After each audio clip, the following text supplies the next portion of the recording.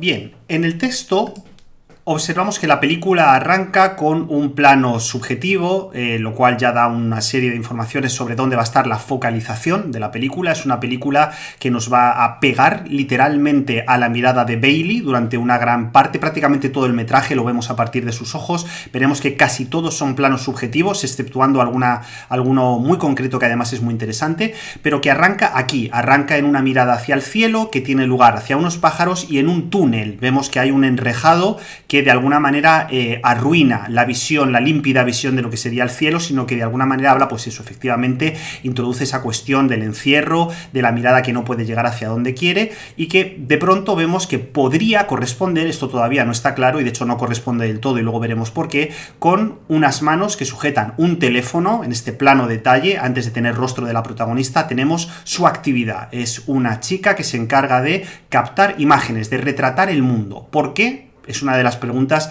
claves para entender el funcionamiento de la película. Sabemos que Bailey, en principio, retrata algo que se le escapa, algo que los demás parecen no ver, que es ese exterior de esa primera localización con forma de cárcel. En esta misma localización, de pronto empezamos a ver cómo la película va a vertebrar en un eje de miradas. Hay un otro mundo, hay una alteridad que se escapa, que aparece de hecho fuera de foco. Bailey mira a estas chicas que se van escapando en profundidad de campo en dirección hacia la izquierda del túnel, donde incluso llegan como a improvisar un paso de baile, y ya marca una distancia entre dos mundos, el de esta mujer y el de estas otras adolescentes que viven otra vida y que desde luego están situadas en otro contexto simbólico. ¿Qué es lo que hay en el contexto de Bailey? De pronto, un animal que además le permite generar un plano contra plano, hay como una especie de mirada cómplice, y la vemos sonreír por primera vez. Bailey es un personaje que va a sonreír muy poco durante la película, y por eso cada una de las sonrisas va a ser muy importantes para entender por dónde respira el personaje, ¿no?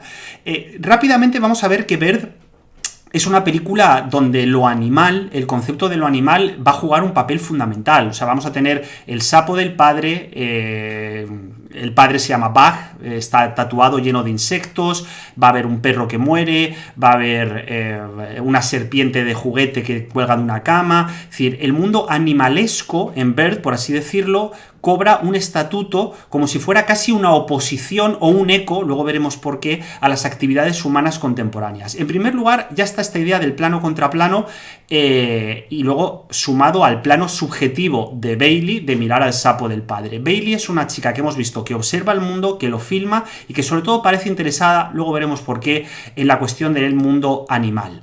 El padre viene desde el lado opuesto del túnel. Hemos visto que las adolescentes salían por el lado izquierdo, el padre aparece por el lado derecho, y se propone en principio como un personaje peculiar, un personaje lleno de vida, hasta el punto de que es el que hace que se arrastre la cámara de Andrea Arnold, el que salga al mismo tiempo a la protagonista y al propio discurso de la película fuera de ese túnel, fuera de esa cárcel, pero para llevarles, fíjense, al plano de abajo, en un cementerio donde además se incorpora el nombre de Dios. Es decir, este túnel lleva a un espacio sagrado, pero también a un espacio donde se escribe claramente la muerte, que va a vertebrar a lo largo de toda la película, y que luego se va a ir hilvanando con una serie de planos subjetivos muy interesantes, de esta especie como de recorrido inicial, ¿no? Aquí hay un guiño intertextual, veremos algún otro al Trainspotting de Irving Welsh, ¿no?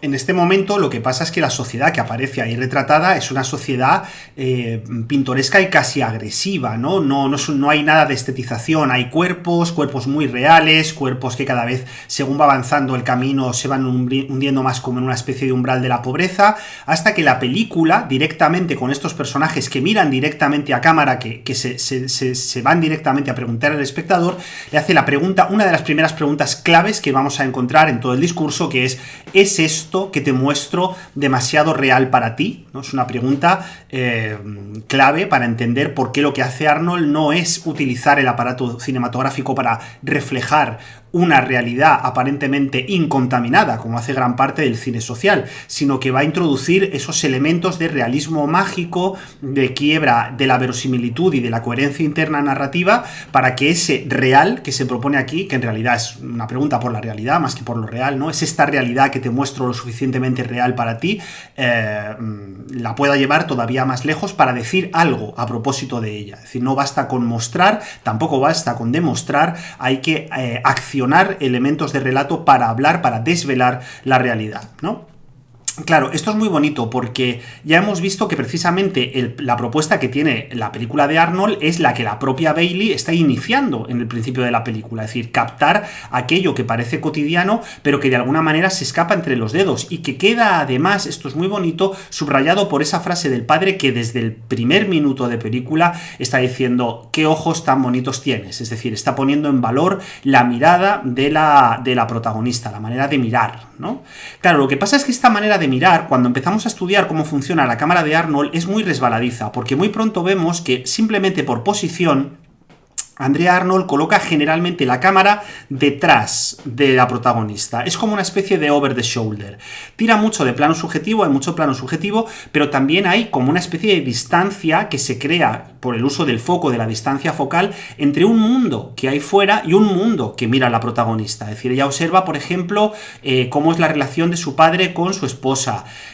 Posteriormente, cada vez que habla con su padre, prácticamente va a estar reencuadrado a partir del rostro en fuera de foco de ella, pero también le va a ocurrir, este es otro ejemplo, en otro momento de la película, le va a ocurrir con su propio hermano, le va a ocurrir, por supuesto, con el propio Bert, también al principio de la película. Vemos cómo son elementos masculinos que van estando presentes en este mundo de Bailey y que la directora no suele dejar solos en el plano, sino que siempre incorpora una parte del rostro de ella, el cuerpo, y de hecho parece como que a nivel visual, como si nosotros como público nos agazapáramos, nos situáramos no exactamente en su mirada, y esto es muy bonito porque siempre hay un eje de distancia entre la mirada de la protagonista y nuestro, casi siempre, sino más bien a su lado y siendo casi protegidos por ella, ¿no?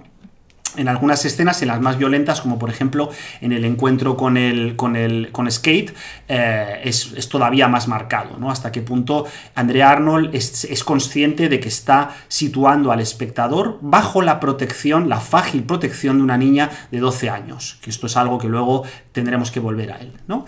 Hay alguna excepción muy interesante, como por ejemplo el único plano de retrato de lo femenino donde yo he encontrado una composición similar, seguro que hay alguno más que se me ha ido, pero este es el que más me ha llamado la atención, que es el de Moon, el que proyecta hacia la novia embarazada de su hermano, pero que, ojo, es un plano que no es un plano donde la angulación de cámara sea frontal, sino que es un plano donde claramente hay una angulación descendente que marca la superioridad, en este caso, de Bailey con respecto a Moon. Volveremos a este plano más adelante 2 veces porque es muy interesante. Parece un plano muy sencillo, pero es un plano muy complejo dentro de la película. En cualquier caso, aquí tenemos cómo desde el primer minuto se genera narrativamente una oposición entre un padre habitado por una violencia, no es un padre de película, no es un padre perfecto, de hecho es un padre que va a consumir droga, que se va a emborrachar y que quiere obligar de alguna manera a su hija a que participe de un rito, a que se vista de una manera para celebrar algo que se supone que es su sueño, que es, bueno, casarse con esta mujer a la que acaba de conocer hace 3 meses. Claro, hay una contradicción muy chula que juega Andrea Arnold desde el minuto 1, y es que aunque el padre de alguna manera sí que es capaz de apuntar la dirección sobre esa belleza de la mirada de ella, no termina al principio de la peli, luego veremos qué pasa con esto, no termina de jugar ese rol, todo lo contrario, no termina de tener una figura, ser una figura simbólica simplemente que sustente un poquito el universo narrativo, sino es un bicho, como sus propios tatuajes indican, es un insecto que cuando se enfrenta con su hija directamente lo que le exige es que le mire, es decir, utiliza estos ojos pero para mirarme a mí, pero para mirarme el estar yo por encima de ti, el ejercer esta violencia y el imponer mi ley, una ley paternal muy loca sobre ti. Pero el montaje es muy interesante porque incluso en este momento de primera tensión entre padre e hija ya introduce una otra mirada, es decir, ojo, cuidado, porque hay otras generaciones que vienen por detrás. Es decir, hay gente más frágil, hay niñas más frágiles, hay ciudadanos y ciudadanas en todavía una mayor exclusión dentro de lo que es ya un gran riesgo de exclusión, y esta cuestión de cómo miramos a los demás, de cómo miramos cómo se ejerce la violencia, en este caso Arnold la introduce con este plano en montaje, rompiendo la relación padre-hija para decir, ojo, esto no es un círculo cerrado, esto genera elementos de violencia que van girando alrededor de esto, ¿no? En un segundo momento de la película nos encontramos, ahora sí, a solas con Bailey, de nuevo, en su habitación, en uno de los pocos espacios de paz que únicamente le pertenecen a ella, y no del todo, como veremos a lo largo del metraje. Y arranca con este plano que es extraordinario, o sea, este plano entre la vida real, acordaos It's Too Real for You, ¿no?, que planteaba al inicio de la película, y esta vida de los cruceros, esta ciudad en miniatura que va viajando con todos los servicios perfectos, el lujo, las tiendas dentro del crucero, vistas desde el interior de la mirada. No sé si es un plano subjetivo, pero podría serlo perfectamente, porque Andrea Arnold reencuadra de una manera preciosa desde una única ventana toda esa infinidad de ventanas. Y además, dicho sea de paso, todos sabemos que estos cruceros lo que están haciendo es degradar hasta extremos absolutamente nauseabundos la vida de las ciudades que antes tenían un ritmo más o menos marcado. En este caso concreto, que nos movemos en un universo narrativo absolutamente degradado, esto es como una especie de golpe sobre el ataúd de esos ciudadanos que no se ven nunca en los tours de los guiris que bajan de los cruceros a epatarse ante el centro de las ciudades que destruyen. Digo esto también porque en esta primera aproximación a la intimidad, a la mirada de Bailey, Arnold hace cosas muy bonitas, como por ejemplo este plano donde ya vemos el lugar donde más tarde va a aparecer Bird, de momento vacío. Lo vemos desde la cámara de Arnold y de pronto por montaje, ¡pam!, qué bonito, lo vemos desde la cámara de Bailey. Es decir, esto es aquí no he hecho montaje, esto es el plano tal y como aparece en la película. Deja un espacio en negro y luego introduce la grabación equivalente desde la mirada de Bailey. Y fijaos qué bonito, ¿no?, la rima visual que introduce entre la propia película, lo que la directora quiere hacer, y lo que la propia protagonista está buscando una y otra vez, y vamos a ver hacia dónde la lleva a lo largo del metraje. Proyecciones que además ella dispara sobre el techo, dispara sobre, ya digo, lo más cotidiano, con esa búsqueda del detalle, esa búsqueda del objeto concreto, de la textura, una búsqueda además de una gran belleza, pero que no es ni naif, ni ingenua, ni mucho menos formalista o gratuita. Es decir, ella sabe perfectamente lo que está captando con el móvil. Bailey lo tiene claro, y fijaos como aquí en el montaje hay un choque interno entre dos tipos de metraje, ese del pájaro, de la libertad, de lo que vuela libre, de lo que está al otro lado, y, ojo, esas moscas encerradas que se pegan contra el cristal, que van a ser devoradas por arañas y que están directamente condenadas. Es decir, aquí hay una conexión muy potente, una oposición casi dialéctica en el mundo animal entre lo libre y lo preso, lo que escapa y lo que se queda, lo que puede salvarse y lo que se condena, que es evidentemente lo que de alguna manera vamos a ir viendo, por ejemplo, en estos planos cuando ella posteriormente vea a todo el grupo de chicos que van a vengarse del supuesto chungo del barrio, ¿no? Les muestra encerrados en un doble reencuadre. Bailey está encerrada, esto es un plano subjetivo de Bailey encerrada mirando cómo ellos están encerrados siguiendo ese camino que les lleva directamente hacia la violencia, y donde claramente queda claro que estos chicos son pura carne de cañón y que están atrapados en ese sistema social, simbólico, opresivo económico que les está destrozando, ¿no?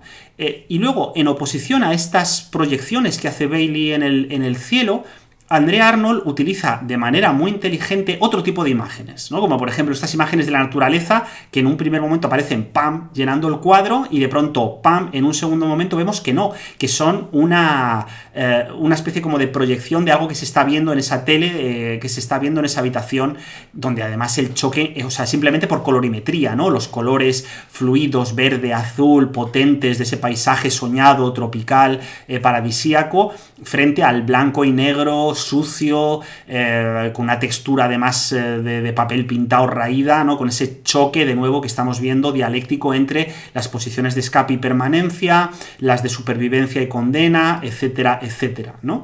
Idea que luego además también va jugando con todo ese uso del proyector, del padre, de los vídeos que ve, del karaoke que canta con los amigos cuando se emborracha, ¿no? Entonces es como una sociedad llena de pantallas que proyectan, que reflejan, que captan, pero en las cuales Bailey parece estar buscando una otra cosa, ¿no? ¿Qué es lo que busca Bailey?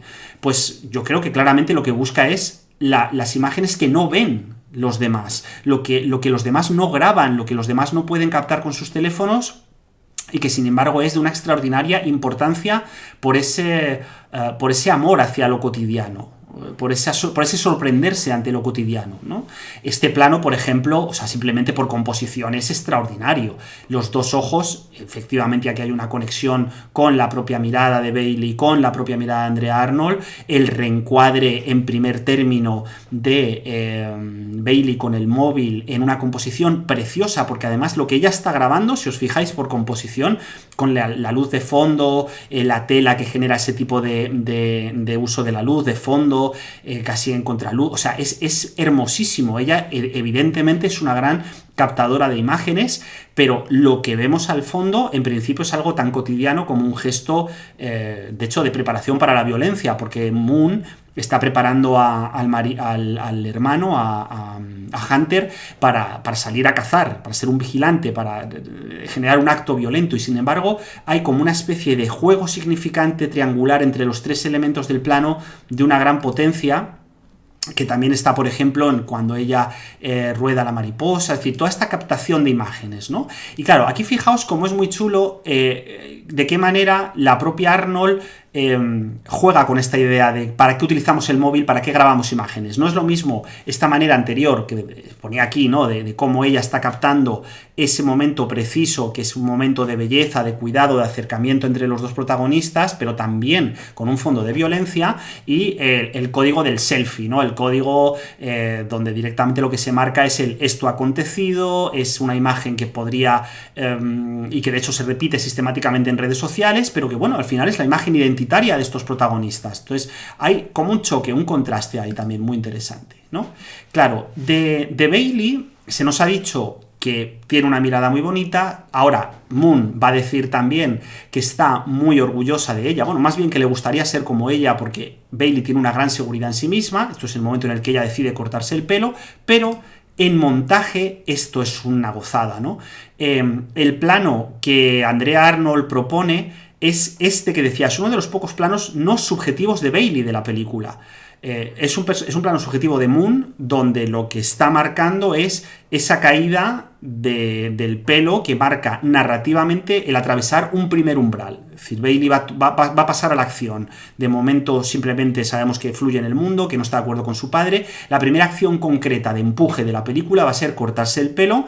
¿Para qué? Para prepararse para ser una guerrera, entre comillas, para formar parte de esa banda a la que ella quiere pertenecer. Pero, y aquí hay que frenar, hay algo muy interesante, y es que en el momento en el que ella atraviesa este primer umbral, es decir, en el momento en el que ella decide pasar a la acción, de pronto Andrea Arnold incorpora este plano, que es el único plano de mirada a cámara de Bailey. Es decir, este es el único momento en el que Bailey nos reconoce a nosotros como espectadores, cuando empieza esa primera transformación. Evidentemente Verde es una película que habla mucho de las transformaciones. En el momento en el que ella va a atravesar ese primer umbral, hay una mirada a cámara. Esa mirada a cámara parece que va hacia nosotros, parece que va hacia los espectadores. Aquí ya empiezan a anunciar uno de los intertextos que nos vamos a encontrar después, pero es muy interesante que lo que hace Andrea Arnold en montaje sea demostrar que esta mirada no solo es para nosotros, sino para un pequeño detalle que hay en su habitación, y es este sticker, ¿no? Esta etiqueta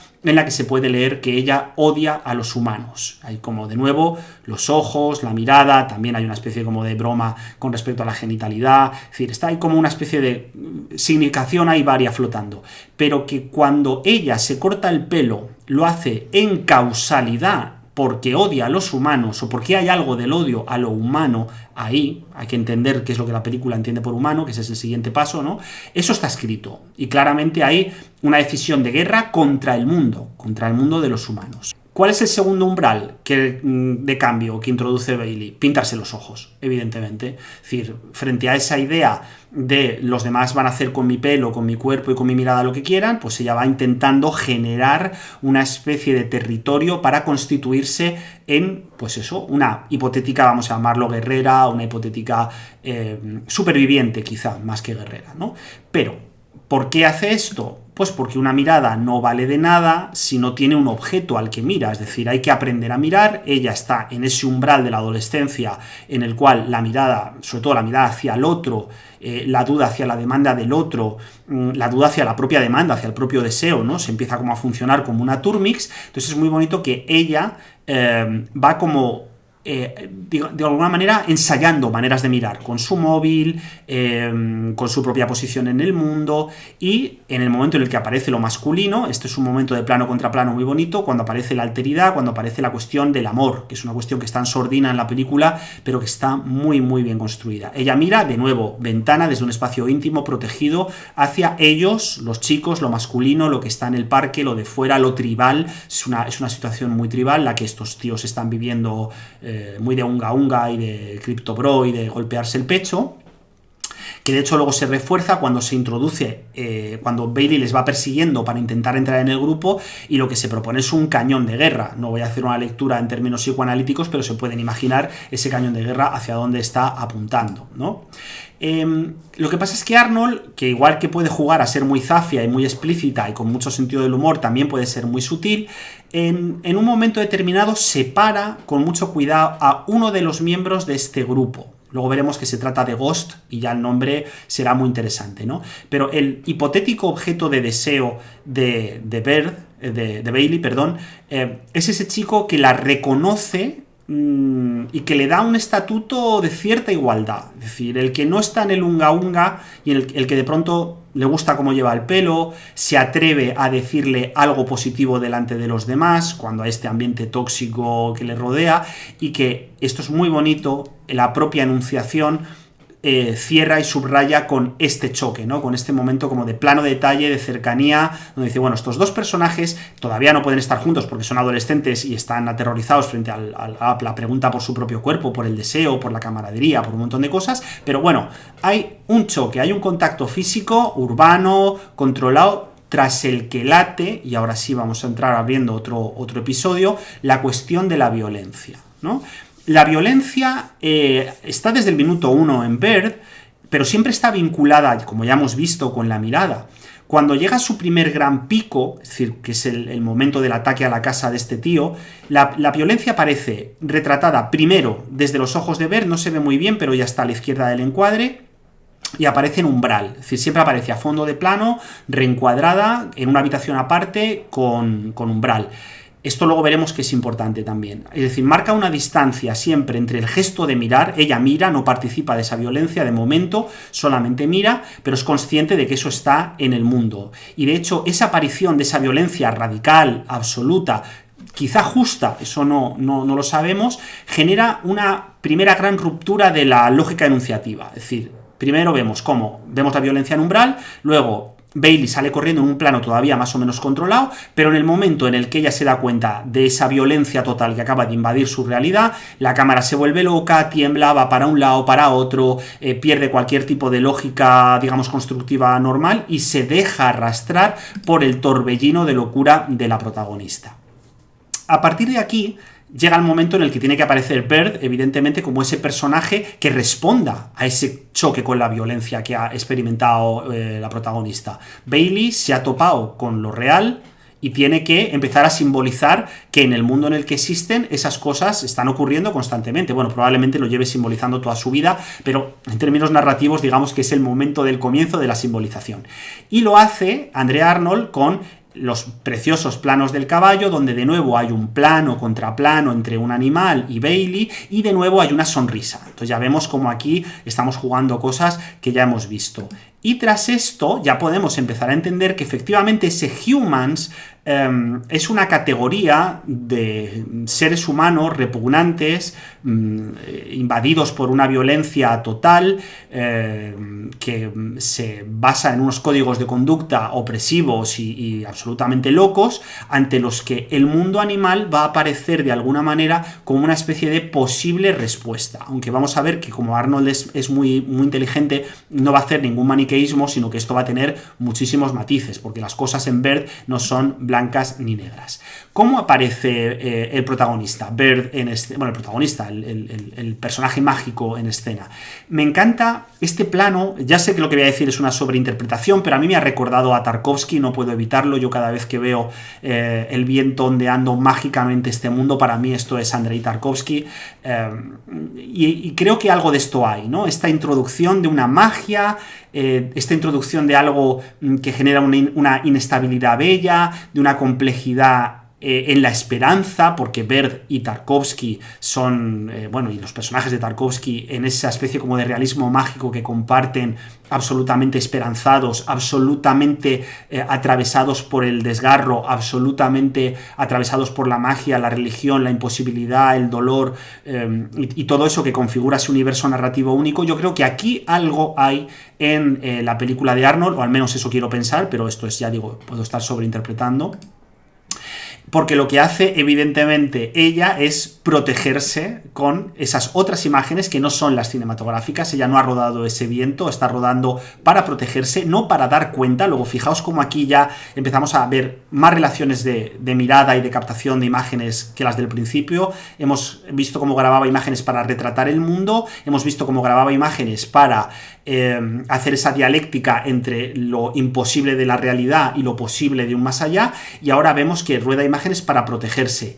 Cuidado, porque quizás sean la misma cosa en la película. O sea, quizá para Arnold, y aquí hay una apuesta por la ontología de la imagen, para esto sirve el cine, para protegerse, para mostrar el mundo y para generar la posibilidad de un más allá utópico, de un más allá social, de un posible escape ante la trituradora de lo real, ¿no?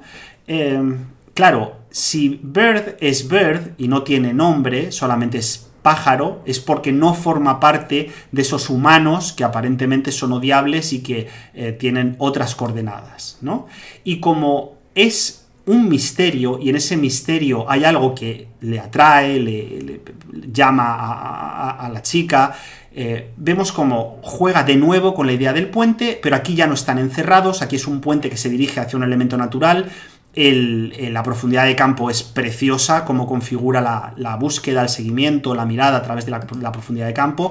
Nada que ver, desde luego, con ese túnel inicial con el que abríamos la película, es una cosa completamente diferente, pero en la cual se va a escribir inevitablemente el enrejado en unos segundos. Es decir, tenemos un posible momento de respiro, pero es que Bird, de nuevo, y fijaos aquí cómo repite el plano inicial, ¿no? Enrejado, mirar a un pájaro, a Bird, a través de esa especie como de posición inferior.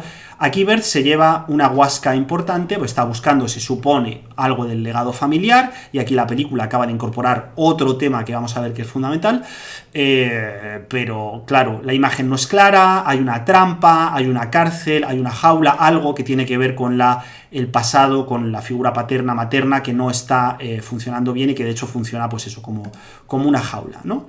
Pero sin embargo también aquí es donde se escribirá, y de momento lo dejamos aquí apuntado, este primer "Don't you worry", ¿no? No te preocupes, que, bueno, aparece en el ascensor de este edificio.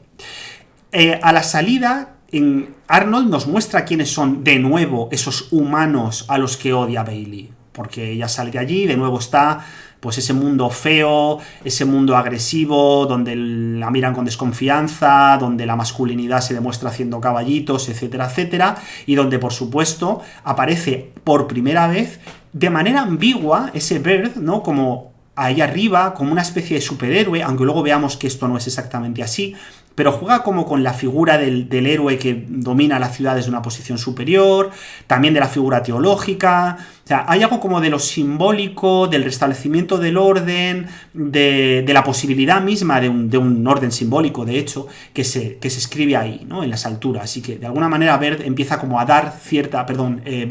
empieza a dar cierta entidad, cierta creencia, por así decirlo, ¿no? Tanto es así que tendrá que volver sobre esas imágenes, tendrá que volver para intentar descifrar qué enigma hay en este personaje. Evidentemente, la rima con el pájaro inicial es más que evidente, ¿no? Pero justo, y esto ya es muy bonito, esto es una segunda idea que tenemos que mantener, en el momento en el que ella ve esas imágenes y empieza a sentirse por lo menos problematizada o intrigada ante el estatuto simbólico de Bird, se incorpora por primera vez la canción de Blur con esta promesa, ¿no? Realmente podría ocurrir, o sea, es algo que podría pasar. ¿El qué? No lo sabemos todavía, pero es una canción que en estas imágenes apunta que algo podría ocurrir vinculado, girando en torno a esta mirada, en torno a esta situación. El que, ya digo, de momento tendremos que esperar para ver dónde vuelve a aparecer la canción y qué ocurre ahí. En cualquier caso, sí que vemos que lo que genera un interés, y esto es muy interesante para Ghost, para el chico, y en lo que le hace, digamos, subir como estatuto en el grupo, es el hecho de haber grabado, aunque ya digo, narrativamente yo he visto la película y la escena varias veces y no me queda claro que el vídeo, que ya esté grabando el vídeo que luego se proyecta, ¿no? No me encajan los ejes de mirada, no me encaja la planificación, pero intuyo que esto es más un fallo de continuidad dentro de la propia película. Pero narrativamente parece, y por lo tanto seguimos, que lo que hace que los chicos tengan en cuenta el punto de vista de Bird es que ella ha rodado el vídeo, es decir, que ella ha sido testigo de ese gesto violento, ¿no? Lo que pasa es que justo en el momento en el cual ella ya parece como que va a ser admitida en la banda, o por lo menos Ghost le da la posibilidad de ser admitida, se abre un nuevo bloque en la película que es el que tiene que ver con la paternidad de su hermano, es decir, ese embarazo no deseado. Y aquí hila también Andrea Arnold, que es que hay que ir muy despacio. Ella configura la escena en torno a estos operadores textuales que tenemos en pantalla. Por un lado, un embarazo no deseado. Por otro lado, en paralelo, la llegada de la menstruación de la protagonista. Por otro lado, el plano de los ojos mirando que abre la secuencia. Y por otro lado, la mariposa encerrada. Es decir, aquí está extraordinariamente bien trazado cómo hay una conexión entre la posibilidad de la maternidad, la realidad de una paternidad no deseada, el quedar atrapado, el saber mirar este mundo. Ya vemos claramente cómo hay una pregunta por la sexualidad, por el nacimiento, por el origen, por la función reproductiva del cuerpo, que está evidentemente vinculada con el orden simbólico, pero todavía no sabemos cómo, que la película está empezando a, digamos, empujar una y otra vez.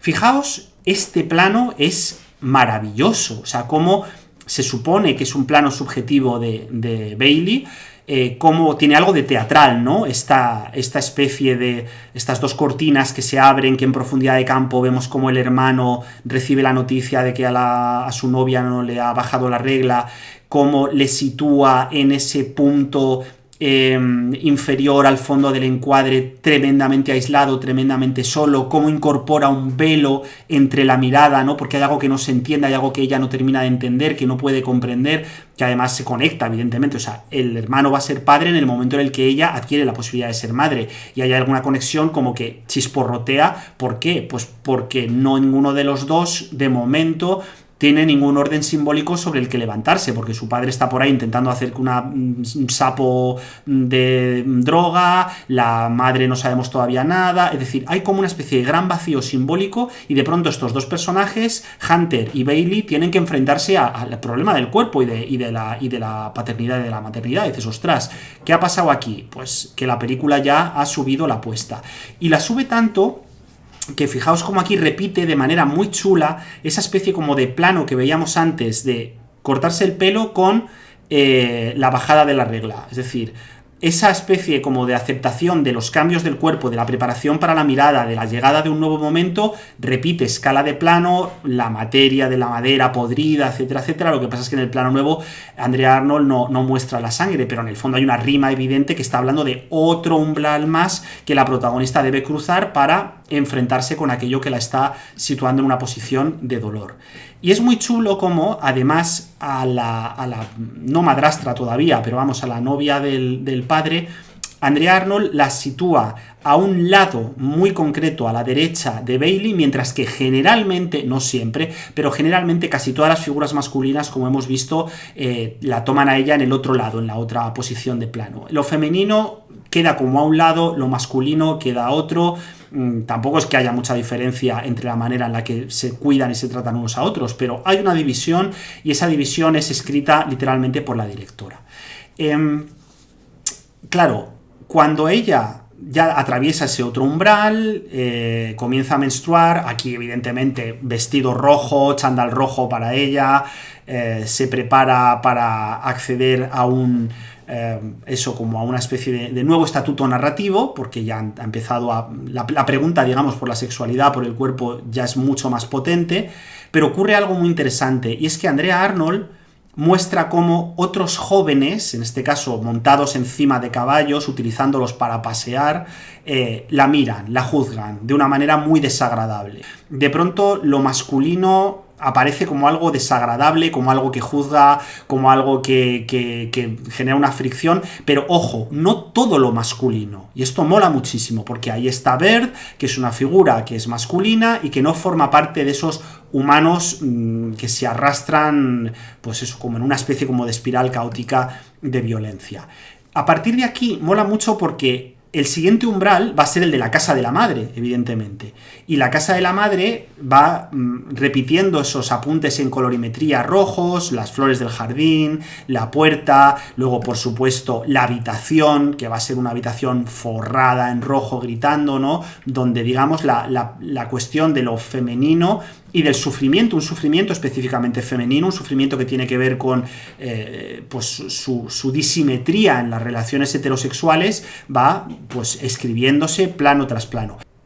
Y luego también hay un detalle sobre el que me gustaría llamar la atención, claro, y es que fijaos que el universo infantil está vinculado con la caída, es decir, son niños que pueden caer en cualquier momento, ya sea por el tobogán, ya sea por el pollete, luego posteriormente otra de las niñas aparecerá tirada en el suelo.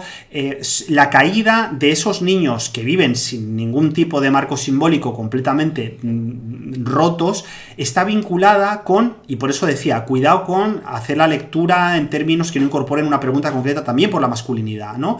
Porque Bird está situado ahí, está situado en el espacio en el que puede caer, el espacio en el que sufre las consecuencias de haber vivido en ese mundo completamente machacado, y en el que, y esto me parece fundamental, en un momento de la película va a limar cualquier tipo de dudas y va a decir: no te equivoques, yo puede que no sea lo que tú crees que soy, no soy un tipo de héroe. Es decir, desde el minuto 1, Bird no está reclamando para sí la cuestión heroica / simbólica, no es la suya. Luego veremos que en algún momento dado tiene que asumirla en el límite.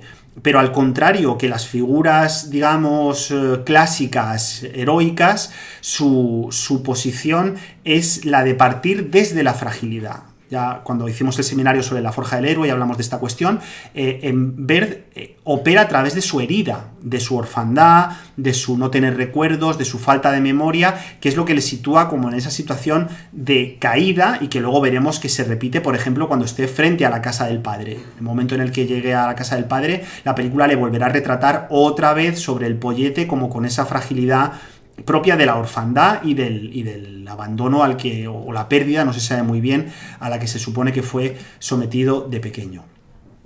En esta figura, o en esta suma de figuras masculinas que no son monstruosas, aparece el hermano de Bailey, que es este chico al que le presuponemos probablemente algún tipo de discapacidad intelectual o motora, pero quien realmente es muy bonito porque vemos cómo ha funcionado el legado ahí, es decir, cómo lo que está aprendiendo este chico es tomar imágenes, es grabar, es decir, ha tomado a Bailey como referencia, ha visto cómo ella sobrevive a partir del acto de la captación de imágenes y lo repite. Y además tiene mucha suerte porque tiene un buen modelo al que fotografiar. Es decir, Bird es un personaje que se ofrece a la cámara precisamente porque sabe que es importante que este chico de alguna manera lo capte, lo capture, marque una distancia. Antes Bailey lo hacía para protegerse, este también lo hace como para decir, bueno, a ver qué pinta aquí, y hay como una especie de juego muy bonito. Además el encuadre que la Arnold le da a verde es precioso, ¿no? Con esa luz lateral que le da, con el rojo, es una preciosidad de encuadre. Le mima, se nota mucho que cuando miramos a través de los ojos de este personaje masculino, racializado y probablemente discapacitado, el poder visual que le otorga Arnold al plano es precioso, es una maravilla, ¿no? Claro, en oposición a esta figura masculina, esa otra figura masculina que ocupa el rol del amante de la madre y que es un desgraciado y una malísima persona y que tiene que, por lo tanto, que ser retratado también, pero de otra manera. Es decir, este aparece retratado como para generar una prueba, para generar una evidencia de esa maldad que active una protección frente a los hermanos de Bailey, hermanos y hermanas, ¿no? Qué bonito es este plano donde nos centramos compositivamente en la mirada de ella, en foco, pero vemos cómo el móvil protector de la hermana está en primer plano, con ese azul, aunque sea fuera de foco. Hay un diálogo, ¿no? Parece que es como una especie de escudo, casi como si escribiera una especie de escudo ante esa imposible protección que ella quiere dar a sus hermanas y que evidentemente pues llega hasta donde llega porque lo real es lo real, ¿no? Pero sí que se ve esa conexión, esa especie como de rima visual entre lo que decíamos al principio, captar imágenes para proteger, para contar, para mostrar también, ¿no? Y es muy interesante que para empezar su venganza, para poder ejercer esa protección, tiene que coger el patinete del padre. Es decir, ese gesto inicial de atravesar la ciudad, de pronto ella tiene que ocupar ese lugar, tiene que ocupar el lugar simbólico de una figura que proteja a través de esas imágenes, en este caso utilizando su patinete también con los mismos planos de seguimiento, para pedirle ayuda, como decía antes, a Ghost, donde ya vemos que es que este nombre tiene su aquel, porque es claramente, aquí Nuria Molines podría hacer una lectura jauntológica a la que yo no llegaría nunca, porque ella es la experta en jauntología de nuestro grupete, pero evidentemente aquí está, ¿no? Es decir, hay algo de lo que venga, de la figura vengativa del fantasma, del que no tiene, del que ha muerto pero tiene todavía una misión para generar, etcétera, etcétera, que es lo que permite que haya amor. Es que es muy bonito, porque el amor se establece no entre un hombre y una mujer normales, sino entre un hombre fantasmal y una mujer, como veremos posteriormente, animalizada, y eso es precioso, porque genera una diferencia narrativa absolutamente brillante y muy emocionante, ¿no? Claro, es que de pronto empezamos a ver, y luego la película lo remacha en este diálogo, que es una preciosidad, con este plano, además, con este plano de creación masculina, con la diagonal, esa diagonal que cruza el encuadre, ¿no? Donde se le reconoce por primera vez en la película, tiene que ser ver el que le reconozca a Bailey, que es que está llevando el peso de todo el mundo. Es decir, que ella, con sus 12 años, está sustentando, está sujetando todo ese orden simbólico que se está cayendo a pedazos y que no puede hacerlo sola. Y esta es la clave, ¿no? Este es el momento en el que de pronto vemos cómo la película se ha abierto como una flor. Ella no puede, porque ningún ser humano puede estar constantemente empujando la cámara, protegiendo al espectador, protegiendo a los hermanos, sin que alguien llegue y le diga, bueno, chica, es que mira lo que estás haciendo, vamos a ver cómo construimos esto en algo comunitario. Y qué bonito es este plano, ¿no? Donde vemos cómo ella ya ha adquirido esa posición también, entre comillas, muy frágil, que podríamos llamar superheroica, pero muy frágil, muy reescrita, muy metamoderna, además con el cuervo, ¿no? El cuervo en el otro lado, ya como figura de la muerte, de la aceptación de una violencia, porque ella va a tener que asumir que hay algo de lo violento que va a ir abriéndose paso en su interior y en el interior del relato, si realmente quiere proteger a su familia. Y que va a empujar la peli hacia un territorio casi como de cuento de hadas. Es decir, hasta aquí más o menos teníamos elementos de realismo mágico, pero aquí ya la película, en el momento en el que asumimos que es la imposibilidad de Bailey de sobrellevar todos los problemas lo que hace que necesitemos que la película cambie y se convierta en un cuento de hadas, aquí está, ¿no? Es decir, ese cuervo, además fijaos la casa de Moon cuando va a ayudar al hermano a pedirle que se fugue con él y tal, como es una mansión de cuento, ¿no? Con esas líneas, una cárcel, una prisión, donde además ella está en el ático de la princesa, presa por los ogros, etcétera, etcétera. Lo que pasa es que, claro, aquí no hay héroe, aquí aquí como mucho hay pues un pobre hombre en un patinete que de momento es el lugar de un padre que no funciona, ¿no? Y que tiene que llegar la hermana a solucionar el entuerto, es decir, es un cuento de hadas completamente reescrito, ¿no? Y por eso vemos qué diferencia entre cuando al principio ella le miraba en una posición, de pronto mucho metraje después, ella le mira directamente en angulación de cámara completamente opuesta. ¿Pero por qué? Porque aquí vemos la fragilidad de Moon, vemos lo pequeña que es. Y esto es muy interesante, y aquí aprovecho para hacer un pequeño paréntesis sobre análisis fílmico y lo que digo siempre. Tenemos que tener en cuenta siempre, recordar lo que nos decía Jean Mitry, lección de Jean Mitry, que digo, no me canso de repetirlo. Cada película se da a sí misma sus procesos de significación. Es decir, en un manual de dirección te dicen que este tipo de plano debería ser un plano que engrandeciera, porque el plano tomado desde abajo engrandece al personaje y no sé qué. Aquí Andrea Arnold está reescribiendo ese tipo de opciones y está empequeñeciendo y convirtiendo eso en una princesa torpe y absolutamente pequeña a la pobre Moon ahí en el balcón, ¿no? Y es muy bonito porque esa nota en la que está la posibilidad de un origen, del origen de ese hijo todavía nonato, es la misma, es decir, o hay una rima visual entre la nota que mucho después o algo después en el montaje Bird le entregará a su padre, a Fred Lamb. Hay una conexión, ¿no? Evidentemente por escala de plano, porque al final las dos cosas hablan del origen, es decir, del origen de un niño o una niña que va a nacer y el origen de un niño que nació y se perdió y no sabemos qué ha pasado. Pero ya vemos como la pregunta por el origen está insistiendo en la enunciación, ya se empieza a escribir cada vez con más fuerza. Una escena después, cuando vemos que Hunter se despierte, fijaos lo que tiene en el móvil, su foto con su madre, de nuevo la cuestión del origen, en un plano que es un plano cercano con la mano, podría llevar perfectamente una nota, o sea, claramente hay una rima visual, donde encima para más Inri se escriben los mensajes de Ghost, que es el chico que le gusta a su hermana, es decir, la familia está completamente descacharrada, la pregunta por el origen se impone, vemos que ni Bailey ni Hunter se pueden construir de ninguna manera, ni Bert, por supuesto, ninguno de los tres, se pueden construir de ninguna manera hasta que esto se enganche y se solucione. Claro, ¿por qué? Esos personajes están presas y presos de una especie de cadena loca, ¿no? Donde constantemente se van diciendo unos a otros, te pareces a tu padre, te pareces a tu madre, el you look like, aquí me voy a tirar una sobreinterpretación, esto que voy a decir ahora no es verdad, pero es que me hace mucha gracia, el look like también se puede traducir literalmente en castellano como mirar como, ¿no? O sea, hay algo de la mirada, de la pertenencia al origen, de que si tú te parecías, mirabas como, y ya hemos visto la importancia que tiene la mirada en la peli, que es fundamental, ¿no? Cierro sobreinterpretación, pero no podía dejar de apuntarlo.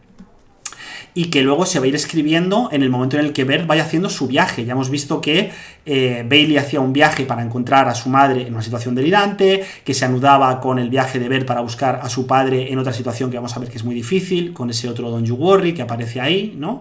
Pero que sin embargo también la película va reencajando de una manera súper bonita, y este plano me encanta porque creo que lo cuenta súper bien, con la necesidad de reinventar el concepto de familia operativa. Es decir, esto que vemos aquí funciona brevemente en ese momento de fantasía en la playa, del encuentro y tal, como una familia que encaja, que se arropa, que tiene una ley simbólica, evidentemente, y esa ley simbólica, al contrario de lo que dice el neofreudismo y las lecturas peor interpretadas de Lacan, no viene directamente del padre, no desciende del nombre del padre entendido como una figura masculina total, sino que se construye, que se pacta, que evoluciona y que va generando una serie de efectos simbólicos que unen a los sujetos y les permiten tener una comunidad. Es decir, esta película apuesta por la esperanza, que esto me parece fundamental, por una esperanza simbólica que se construye con extremada dificultad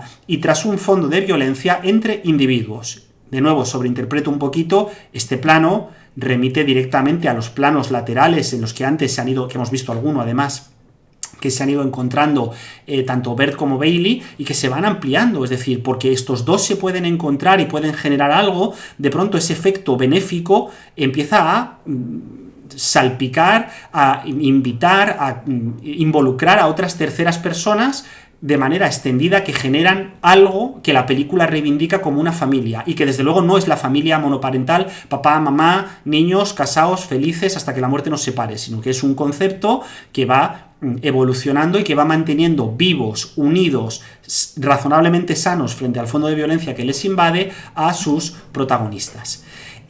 Esto es tan así, fijaos qué preciosidad lo que voy a proponer ahora, porque a mí esto me parece una genialidad, que cuando Bailey se mete en la playa, que es un momento clave de la película hasta el punto de que es el cartel, es una de las imágenes que se ha utilizado para vender la película, lo hace gracias a la mirada, o mejor dicho, no gracias, lo hace desde la mirada de Bird, la cámara después sigue su rostro y aquí evidentemente yo decía, aquí hay una conexión intertextual evidente que es, como no, el final de los 400 golpes. O sea, aquí estamos, cine social, coming of age, joven rebelde, familia desestructurada. Claro, estamos en los 400 golpes. Pero, aquí viene la movida. ¿Cuál es la diferencia maravillosa que Arnold genera con respecto a la película de Truffaut? Porque no es una cita de la película de Truffaut, es un intertexto. Y la diferencia es esta. Es que hay un plano contra plano en el cual Bailey no tiene que mirar al espectador como hacía Antoine Doinel al final de los 400 golpes, porque hay alguien al otro lado que sustenta su mirada. Y ese alguien es Bird y es su propia hermana. Esto es precioso. Es decir, lo que dice Arnold es, esta tía, aunque esté tan machacada como estaba Doinel, aunque esté tan rota, pero precisamente porque tiene una, entre comillas, familia que no es la normativa y que está pudiendo crear con toda la dificultad, puede tener un contraplano. Y voy a llegar todavía más lejos. Ella se sumerge en el agua con estos planos absolutamente, digamos, abstractos, matizados, marrones, y surge a la superficie para celebrar, para decirle a su hermana exactamente que hay animales, es decir, que hay peces. Y lo hace, ya digo, es como un gesto de ofrecimiento a alguien de la familia. No es que ella se sorprenda por sí misma, sino que encuentra algo hermoso que puede legar, que puede dar a alguien que va detrás de ella, ¿no? Claro, el problema es que la película constantemente está mostrando pues que los marcos simbólicos tradicionales pues se han ido a tomar por saco y que aunque un padre físicamente se le parezca, de nuevo el He Looks Like You, de nuevo esta cadena de significaciones, ¿no? Esto no es garantía de nada. O sea, que haya una relación biológica entre el padre, el hijo o las madres y las hijas no es garantía de nada, no sirve absolutamente para nada. Hay que construirla. Hay que construirla y desde luego eso es lo que pretenden las imágenes, eso es de lo que está hablando la película todo el rato, ¿no? Ella graba también al padre de Bird, que por cierto se llama Fred Lamb, esto es interesante, ¿no? La introducción de cómo hubiera podido ser Lamb, cómo hubiera podido ser un cordero, pero en el momento en el que le mete Fred, no, ya es un human, no forma parte de ese mundo mágico en el cual hay otros ciudadanos que habitan de otras maneras. Y de hecho, y esto es muy bonito, el propio Bird debe enfrentarse con la idea de que no fue un chico deseado, de que fue una casualidad y por lo tanto su origen, volvemos a la pregunta por el origen, es un origen difuso, pues eso, no deseado, sin un orden simbólico, sin un lugar en el mundo, sino que llegó y supuso un problema. Y físicamente responde remarcando su animalidad, es decir, convirtiéndose, teniendo una caída, convirtiéndose de nuevo como en una especie ya de pájaro violentado, que le va a llevar hasta ese plano maravilloso en el autobús donde él está fuera de foco, pero no solamente es que esté fuera de foco, sino que está en contraplano de nuevo de Bailey, es decir, no está solo. De igual manera que ella no estaba sola cuando se metía en la playa, él no está solo porque está en el contraplano de ella, porque ella puede aguantar, puede sustentar su mirada y porque puede, y esto es muy bonito, demostrarle su estatuto de realidad. Esto me encanta, ¿no? Cuando le dice, ¿sabes lo que es un pellizco? Dice, sí, un pellizco sirve para probar que eres real. Esto es precioso, ¿no? Es decir, que existes, que estás aquí, que tienes una entidad, que no eres un fantasma como Ghost, o que no eres un personaje en la imaginación de ella, que esto es una posible interpretación que podría dar la película, ¿no? Es decir, no es que todo está en la cabeza de ella. Y luego hablaremos de esto, porque esto puede estar escrito en el texto, pero yo creo que no lo está, o al menos no de manera explícita. Claro, ella tiene el poder de probar que él es real, pero lo es con un gesto de dolor. Es decir, evidentemente hay algo de la identidad, de lo que uno es, de la prueba de que uno es, que toca con el desgarro que nos propone estar en el mundo. Es lo que no hay manera de ser real, no hay manera de existir, no hay manera de habitar si uno no está de alguna manera en contacto con ese desgarro, con ese dolor, con esa herida, con esa angustia o como lo queráis llamar. No hay manera de escapar de ella. Todo lo demás son discursos de autoayuda que precisamente intentan borrar lo que tú eres un todo con el cosmos, agradécele al cosmos. No, yo soy lo real, tengo mi dolor, y si me pinchan sangro y si me pellizcan me duele. Pero gracias a eso, gracias a la experiencia de atravesar ese dolor, puedo llegar a instituirme en alguien real, ¿no?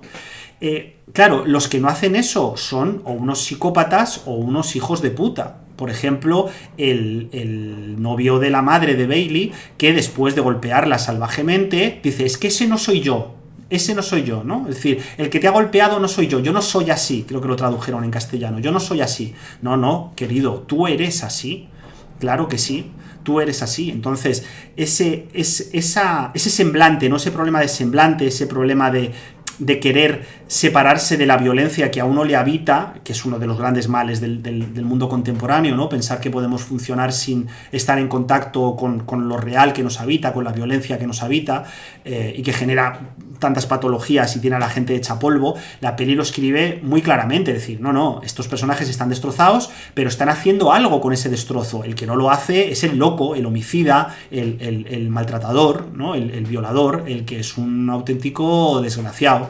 Y que con decir yo no soy eso, no te equivoques, porque yo no soy eso que tú ves, lo tiene todo solucionado. ¿Qué es lo que pasa? La escena de la violencia contra la madre, que es muy interesante, repite de alguna manera, y esto creo que la conexión es pertinente por cómo está filmado, la escena de la violencia del grupete este de adolescentes, ¿no?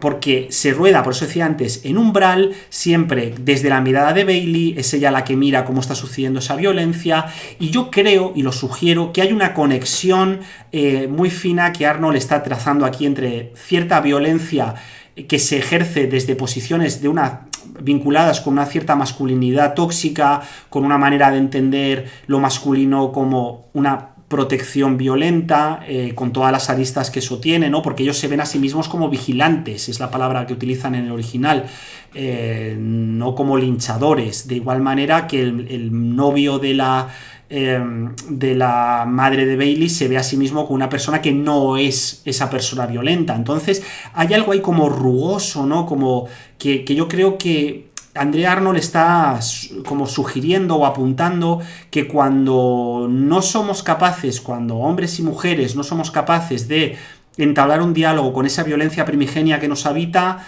y tenemos que buscarnos maneras muy locas de vertebrarla, de incorporarla o de tocarla, pasan cosas que no siempre son agradables, ¿no? Intuyo que la peli puede estar sugiriendo esto, pero esto también es algo que me apoyo más en el tema de que la escritura esté en umbral y en el querer detectar una rima visual entre los dos comportamientos, aunque en uno aparentemente esté justificado y en el otro sea un acto de violencia contra la mujer absolutamente gratuito y demencial, ¿no? Pero ¿qué es lo que sí que me interesa? Que al final la violencia llega a Bird. Es decir, que por mucho que queramos, por mucho que Bird sea un personaje positivo, por mucho que tal, llega un momento donde en la propia animalidad que nos atraviesa, esa violencia emerge. Y es inevitable tener que incorporarla, tener que jugarla, tener que experimentarla. Y no admite esa infantilización de un cierto cine, de que ay, qué pena, porque todos los personajes son buenos. No, aquí la maldad, el dolor y el desgarro están en conexión directos con la violencia. Hay que aprender a discutir, a dominar o a incorporar esa pulsión interior loca que inevitablemente nos habita, ¿no? Claro, podríamos discutir mucho, y en esto la peli es bastante abstracta, porque hay una cosa muy rara al montaje, si en realidad esto es un sueño de la protagonista, si es una alucinación, si es una fantasía. Habrá quien se saque alguna interpretación de la manga diciendo que Bailey es psicótica y que todo esto es un delirio, porque ya nos conocemos todos y sabemos que alguien en algún lugar del mundo está calentando motores para decir esta idiotez, ¿no?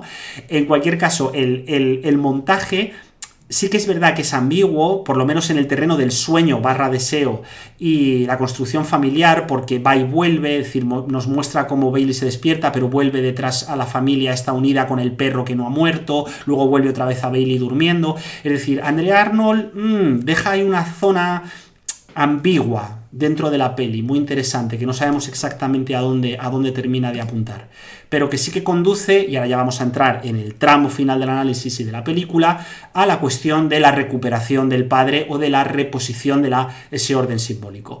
El padre inicial de Bailey, ya hemos dicho que era un desastre, un yonki, todo lo que queráis, pero es verdad que hay un momento en el que por fin decide ponerse las pilas, y donde decide que desde su posición absolutamente desquiciada tiene que hacer algo con su identidad de padre.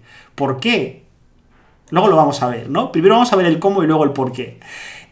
Bailey le pide el scooter, que esto es muy divertido, ¿no? Antes se lo ha robado, ahora directamente se lo pide. Pero en realidad, si miramos el diálogo, no le está pidiendo el scooter, le está pidiendo que la escuche. O sea, está diciendo, papá, escúchame de una puñetera vez, ¿no? Y él está cantando ahí, no sé qué, y se lo dice, oye, que no te escucho. Y en el momento en el que él se para y escucha a su hija, entonces de pronto se encuentra todo el marrón. Y entonces puede volver otra vez a esta escena inicial, donde ya no vamos hacia el cementerio, o no venimos del cementerio y vamos a un mundo delirante con un sapo que nos da droga y no sé qué, sino que vamos hacia la reinstitución de una función paterna limitada, pero operativa y muy, muy hermosa, ¿no? Él lo dice claramente, dice, mira, yo no estoy preparado para ser abuelo, normal, no estaba preparado hasta hace un momento para ser padre, pues para ser abuelo ya ni hablamos. Pero hace una cosa muy bonita, hace varias cosas muy bonitas, y es que prácticamente en una escena, lo primero es que es un hombre capaz de decirle a sus hijos que les quiere, pero que les quiere pese a todo, ¿no? Él lo dice, yo a veces pienso que estaría mejor sin vosotros, pero os quiero, ¿no? O sea, es una frase muy valiente, que no se ha pronunciado en muchas de las grandes figuras masculinas, heroicas del cine clásico de Hollywood, y supuestos grandes héroes no van a encontrar la figura de un padre que se para y le diga a sus hijos que, aunque le estén reventando la vida, les quiere, que eso es chipén. Pero es que todavía llega más lejos la Arnold.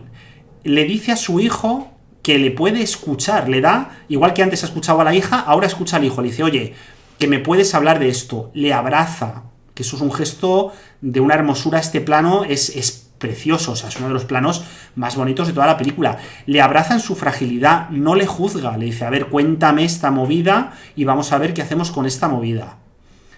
Después le garantiza que va a estar a su lado para que él pueda ejercer su propia función paterna. Aquí nadie se va a librar, el get rid of, ¿no? Nadie se va nadie va a tomar la decisión sobre tu hijo, básicamente es lo que le está diciendo a su propio hijo. Tú has dejado embarazada a esta chica, pero aquí de momento nadie se va a librar de nadie, nadie se va a quitar este marrón de encima, vamos a ver cómo tomamos una posición.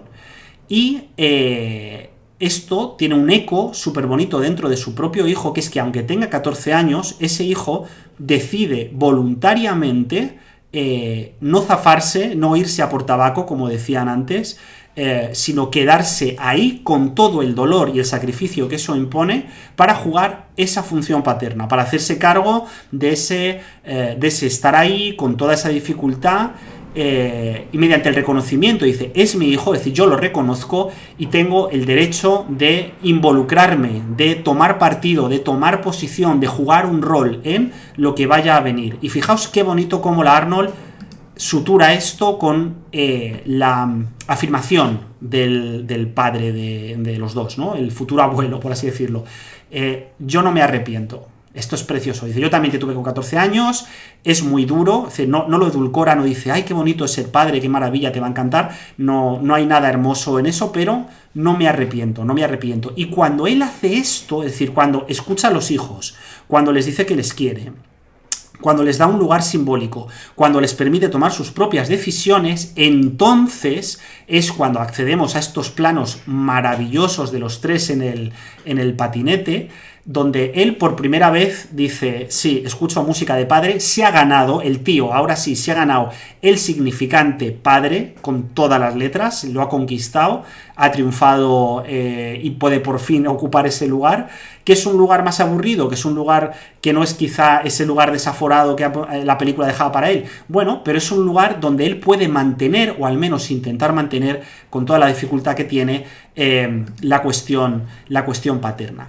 Claro, ¿qué es lo que pasa? El epílogo de la película, que es precioso, es absolutamente precioso, muestra, en primer lugar, que Bailey, aunque le fastidie, ha conseguido encontrar una situación de equilibrio plegándose a los designios del padre, es decir, ok, McKay, tú has ocupado tu lugar, te la has currado, pues yo ahora me pongo el mono y me pongo las extensiones de pelo, etcétera, etcétera. Es decir, sí que es verdad que ella no se impone, no deja caer esa lucha con la que iniciaba la película, pero da marcha atrás precisamente porque sabe que es necesario o que es lo que de alguna manera puede mantener que esa familia siga en movimiento, que todos están empujando en la misma dirección y que por lo tanto no es que ella se imponga, sino que tiene que haber un diálogo. Y de hecho la propia película apunta a la cuestión de cómo ese amor se va sugiriendo, se va enhebrando entre Ghost y ella, luego aparece el hermano de por medio, no sé qué, hay como una especie de unión familiar muy bonita, en este caso mediante plano contra plano, pero, y aquí vamos a entrar ya en la cuestión, lo precioso de este epílogo es como este abrazo entre un Bert que reaparece misteriosamente, no sabemos por qué, solamente focalizado en ella, aquí evidentemente que solamente es ella la que la ve, estamos en el territorio mágico y tal, pero ¿qué ocurre? Ocurre en el momento en el que la película vuelve a escribir esa frase preciosa de Blur, del texto de Blur, ¿no? De la canción de Blur, donde algo hubiera podido pasar, ¿no? O podría pasar, mejor dicho, algo es posible que pase. Ese algo posible es el amor, es que es el amor. Y es la idea misma del amor, no es un amor heterosexual, no es un amor solo matrimonial, no es un amor, es la idea misma del amor. Y de hecho, esa idea misma del amor se introduce por montaje cuando dentro de la canción Arnold mete el plano anterior en el que ellos dos se besan, es decir, pues quizás salga bien, efectivamente, o sea, quizá este matrimonio descabellado, quizá este padre absolutamente pasado de rosca y lleno de tatuajes consiga ocupar la función paterna, quizá haya un espacio para el amor, para la construcción, para la unión en este universo absolutamente desquiciado. Claro, esta tensión, esta posibilidad que la película escribe y que lleva a las lágrimas a la protagonista, porque es ese abrazo con Bert, o sea, es esa introducción radical del amor en un mundo dominado por el odio, y marcado por el odio y por la violencia. Es decir, claro que la violencia nos habita, pero es que la posibilidad misma del amor está en el mundo. Es normal que esto haga que se desborde la protagonista y que esos ojos tan hermosos y capaces de captar imágenes tan bellas también sirvan para llorar, es decir, para asumir su fragilidad, el no poder estar siempre al tanto de todo, el no poder cargar con todo, el poder romperse, el no tener que ocupar todos los espacios, ¿no? Y ahora está la gran frase de Bert: Don't you worry, no te preocupes, es decir, estamos juntos en esto, y vemos cómo ese Don't you worry que escucha por primera vez en la película se conecta con sus apariciones anteriores que tenían que ver con la familia, el lugar en el que él perdió su origen, el edificio, el lugar en el que perderá al padre, ¿no? El pueblo al que se dirigen, esa pérdida de esas ideas locas, esas identificaciones familiares que no conducen absolutamente a ningún lado, son tan liberadoras que permiten este maravilloso plano contra plano final. El padre mira a la hija mira al padre. Son coordenadas que no tienen nada que ver con la normatividad familiar habituales, que de hecho concluyen en la aceptación de esta diferencia llena de amor, de esta animalidad llena de amor. Bailey es diferente, Bailey no es ese human, está en otra dirección, mira de otra manera, capta las imágenes de otra manera, y su padre de alguna manera reconoce, admira y conecta esa radical diferencia que permite que entre los dos llegue algo parecido a una posible esperanza. Para mí este es el trayecto que nos propone Bert. Espero que hayáis disfrutado del análisis, que compartáis cosas, que no, que me busquéis las cosquillas. En cualquier caso, yo lo he hecho con todo mi cariño. Y ojalá siga en los años venideros Andrea Arnold dándonos películas tan extraordinarias y tan potentes como esta.